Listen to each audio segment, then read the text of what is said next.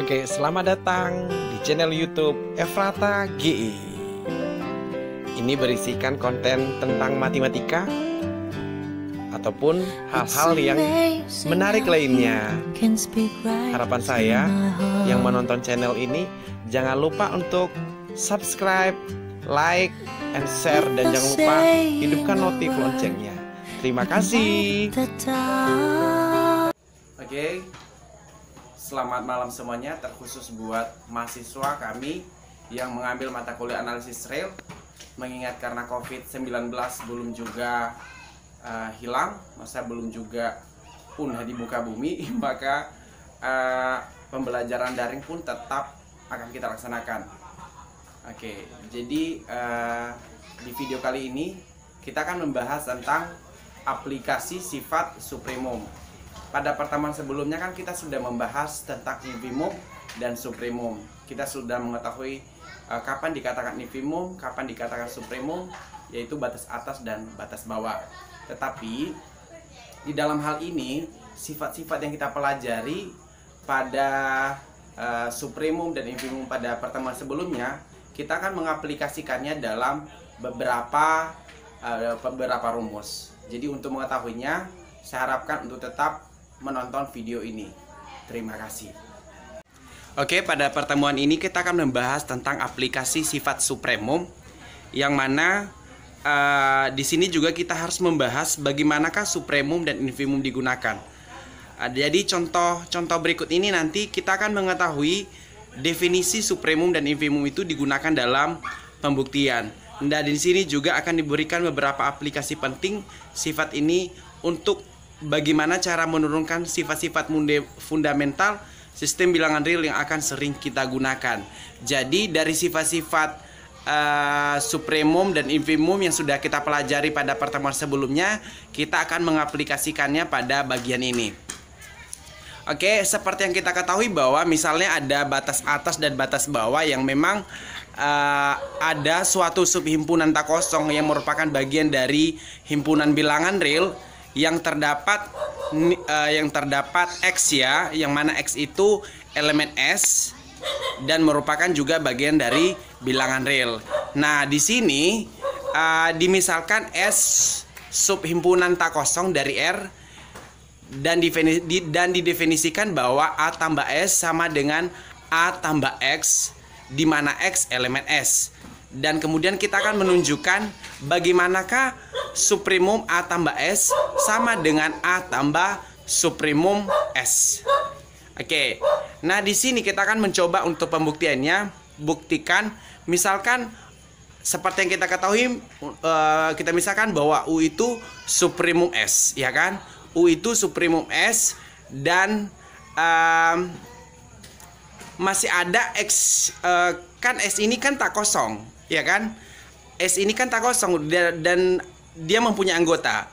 Jadi salah satunya adalah X. Jadi akan ada X yang kurang dari atau sama dengan U, ya kan? Akan ada X yang kurang dari atau sama dengan U. Nah, di situ kemudian untuk setiap X itu elemen S. Nah, ini yang perlu kamu pahami, bahwa memang akan ada X yang kurang dari atau sama dengan U yang merupakan anggota daripada S. Seperti yang kita ketahui bahwa untuk supremum atau batas atas itu kan boleh yang merupakan anggota, boleh juga yang tidak, seperti itu untuk kita jadikan batas atas. Makanya di sini ada pakai kurang dari atau sama dengan U, ya. Nah, kemudian di sini saya sengaja buat tanda panah. Nah, di sini kan A tambah X kurang dari atau sama dengan A tambah kurang U. Ini kan manipulasi matematika. Jadi tidak menyalahi aturan ketika misalnya kedua ruas ditambahkan dengan bilangan yang sama, ya kan? Jadi A tambah X kurang dari atau sama dengan A tambah U. Nah, dari manipulasi matematika ini dapat kita simpulkan itu artinya bahwa A tambah U itu, ya kan? A tambah U itu batas atas dari A tambah S. S di sini itu X-nya, ya kan? Karena X itu kan anggota daripada S. Itu artinya bahwa A tambah U ini batas atas dari A tambah S. Akibatnya suprimum A tambah S, kurang dari A tambah U. Suprimum A tambah S kurang dari atau sama dengan A tambah U. Oke. Nah, kemudian di sini ada pemisalan lagi. Anggap bahwa ada pemisalan V sebarang batas atas dari himpunan A tambah S, ya kan? Ada V yang merupakan sebarang batas atas dari himpunan A tambah S, ya kan? Maka karena V itu sebarang batas atas dari himpunan A tambah S, maka A tambah X itu kurang dari atau sama dengan V, ya kan? A tambah X itu kurang dari atau sama dengan V. Jadi ini kan A tambah U tadi kan batas atasnya, kemudian kita gantikan dengan V, ya kan? Untuk setiap X elemen S. Maka kan kalau misalnya ini kan kalau pindah ruas ini kan jadi pengurangan ya kan? Itu artinya X itu kurang dari atau sama dengan V kurang A. Ini kan pindah ruas, jadi dia jadi negatif untuk setiap X elemen S. Mengakibatkan U itu yang batas atas tadi sama dengan suprimum S kurang dari atau sama dengan V kurang A, ya kan? Mengakibatkan U itu sama dengan suprimum S kurang dari atau sama dengan V kurang A, ya kan? Nah, sehingga A tambah U itu kurang dari atau sama dengan V, ya kan? Nah, di sini akan lebih jelas nanti. A tambah U itu kurang dari atau sama dengan V. Nah, karena V itu diambil dari sebarang batas atas dari himpunan A tambah S, maka di sini kita bisa gantikan, ya kan? Jadinya A tambah U, ya kan? A tambah U kurang dari suprimum A tambah S. Jadi kita langsung gantikan ini, ya kan? A tambah U kurang dari atau sama dengan suprimum A tambah S. Maka diperoleh suprimum A tambah S, ya kan? Suprimum A tambah S ini. Suprimum A tambah S ini. Suprimum A tambah S, suprimum A tambah S sama dengan A tambah U, ya kan? A tambah U, ya kan? A tambah U. Nah, sama dengan A, kan U itu suprimum S, maka A ditambah suprimum S. Jadi terjawab deh definisinya. Ini terjawab yang ini, terjawab bahwa suprimum A tambah S itu sama dengan A tambah suprimum S.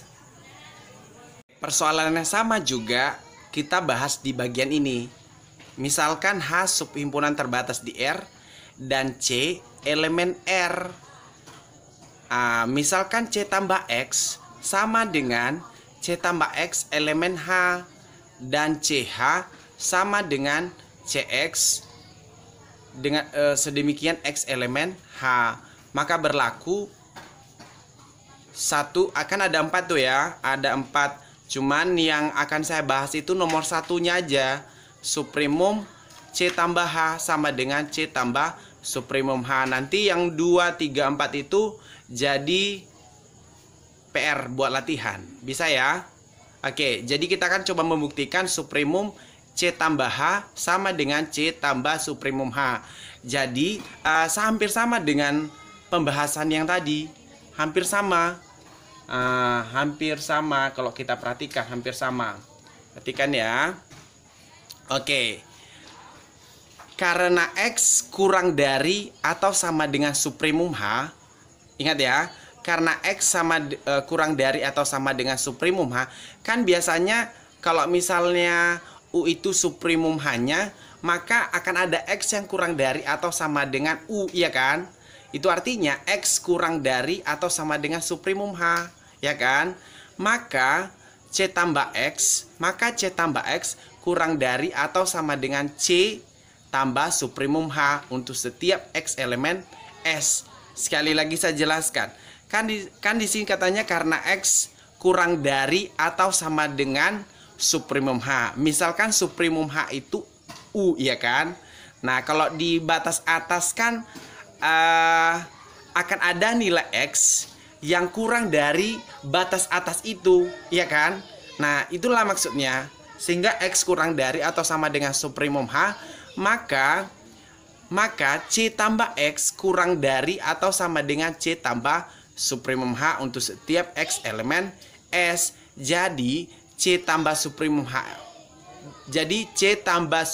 H batas atas dari C tambah HS, ya kan? Oke, selanjutnya misalkan R kurang dari C tambah supremum H, ya kan? R kurang dari C tambah supremum H, maka R kurang C kurang dari supremum H. Ya, betul. Maka R kurang C kurang dari supremum H.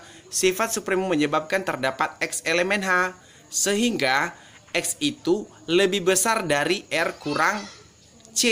Ya, betul. X itu lebih besar dari R kurang C. Jadi terdapat C tambah X elemen C tambah H. Terdapat C tambah X yang merupakan elemen dari C tambah H, sehingga C tambah X lebih besar daripada R. Jadi harapan saya di bagian 2, 3, 4 itu silakan dibahas. Nanti saya akan foto ulang. Oke, sampai di sini pemaparan materi kita. Nantikan video-video selanjutnya khususnya di channel Efrata G. Terima kasih. Jika ada pertanyaan boleh ditanyakan lewat kolom komentar, boleh juga lewat grup Messenger. Terima kasih.